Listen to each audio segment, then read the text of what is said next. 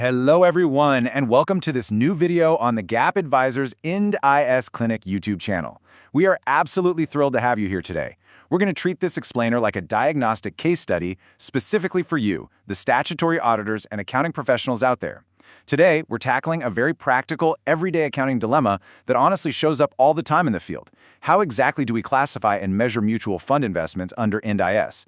We're going to unpack the technical logic step by step so you walk away with exactly what you need for rock-solid audit documentation.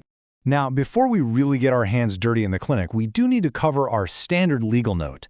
The views expressed herein are the personal views of the author and are not binding on the audience. You are requested to seek the help of an expert before taking any action or refraining from any action based on the views discussed in this video. Okay, let's dive into our audit plan for today. We'll be covering 4 steps. First, the auditor's mutual fund dilemma.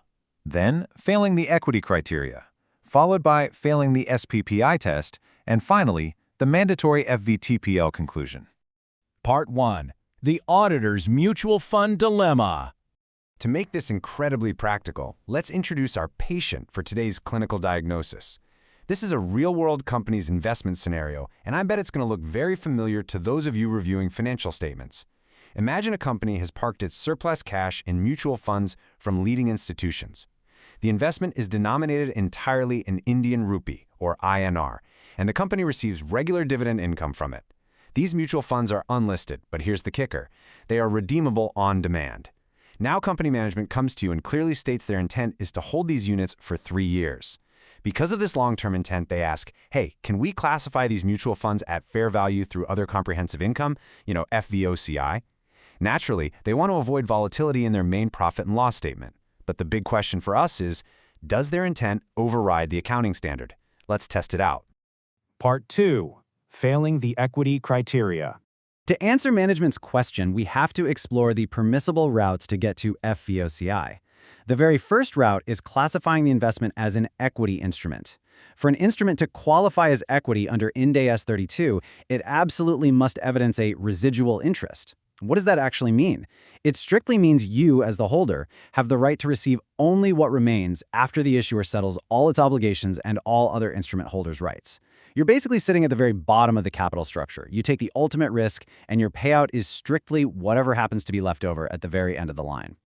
So, do mutual fund units meet this residual interest requirement? No, they completely fail it. Why? Well, think about how they work. The holder of a mutual fund unit can redeem that unit literally at any time and demand payment in cash. When you demand your money back, the mutual fund can't turn around and say, hold on a second, we have to settle our other obligations first. No way, they have to pay you. You aren't waiting around for some residual amount during a liquidation. You are simply exercising a put right. This structural reality makes mutual fund units putable instruments, and under the standard, putable instruments simply do not meet the definition of equity instruments. So that FVOCI equity route, it is firmly closed. Part 3. Failing the SPPI test. Now, management might try to pivot. They might say, okay, let's treat this like a debt instrument to get to FVOCI. But to pull that off, the instrument has to pass one of the most rigorous diagnostic criteria in Ind AS 109, the SPPI test. That stands for solely payments of principal and interest. Think about how a mutual fund actually generates returns. It depends entirely on NAV fluctuations, right? And those fluctuations depend on the fair value of the underlying pool of assets. This is completely different from a true contractual lending arrangement where you have a guaranteed principal repayment and interest compensation for the time value of money and credit risk. It's an apples to oranges comparison.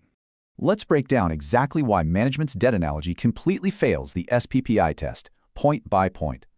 First up, there is no contractual principal in a mutual fund. Your initial investment amount simply is not guaranteed. Second, there's no contractual interest. When a mutual fund declares a dividend, that's just a discretionary distribution of realized gains from the underlying assets. It is absolutely not an interest payment arising from a lending contract. And finally, when you actually go to redeem the unit, the cash proceeds you get are just the net asset value on that specific date, not a repayment of principal. Because the cash flows depend entirely on the performance of the underlying assets rather than contractual lending terms, mutual funds comprehensively fail the SPPI test. There's just no way around it. Part 4. The mandatory FVTPL conclusion. So our patient has failed both major tests, and this builds a completely bulletproof technical conclusion for your audit file. You see, Ind AS 109 operates on a very strict hierarchy. Step 1, Can we use amortized cost? No, because we just established it fails the SPPI test. Step 2, can we use FVOCI? Again, no. It's not an equity instrument because it lacks residual interest, and it's not a debt instrument because it fails SPPI. That leaves us with Step 3. When an instrument doesn't meet the criteria for amortized cost or FVOCI, the standard forces a mandatory fallback. And here is the final definitive technical conclusion you need to document. Mutual fund units are mandatorily measured at fair value through profit or loss, or FVTPL.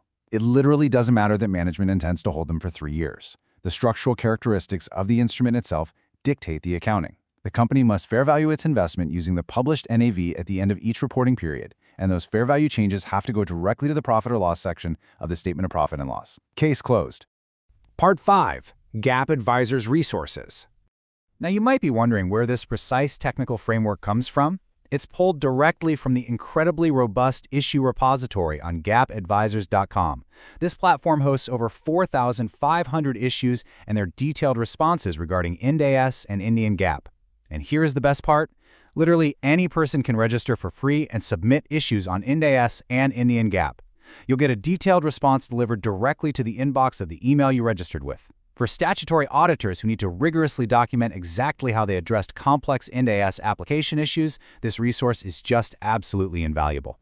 Furthermore, the specific issue we broke down in this video was featured in the 228th edition of the GAAP Advisors Task Weekly newsletter. This fantastic newsletter is authored by CA Manisha C. Ayer, director at GAAP Advisors, and is published right on LinkedIn. It's an amazing way to stay sharp on these topics.